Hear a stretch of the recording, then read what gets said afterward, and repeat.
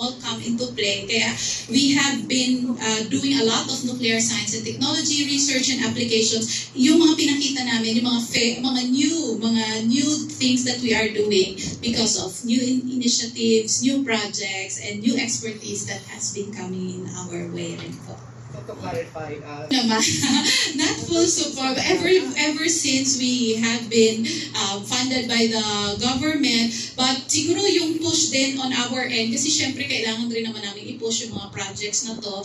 Baka mas magaling na lang kami mag-push ng aming mga projects. Not necessarily that the Philippine government is not supporting us, but baka gumaling din kami. Diba? Kasi kailangan rin na may pakita mo sa national government na may return of investment sila, diba? And how well you spend money, these are all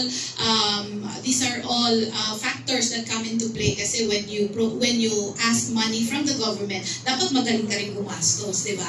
Alam nyo yun, yung utilization din namin, dapat magaling kami. So dapat both ways, na dapat maipakita rin namin sa national government na magaling kami gumastos, and then we implement projects well. As well as, okay, sige, PNRI, we will support you. Parang ganun po. So it works both ways. That we also need to do our part in implementing, na magaling kami mag-implement ng mga project. You know? Kaya nasusuportahan po kami dahil ginagalingan rin namin gumastos at mag-implement ng project. So ano po siya, sir? Parang both ways. Susuportahan kami kung magaling kami gumastos, kung magaling kami mag-implement ng project. Ayan po.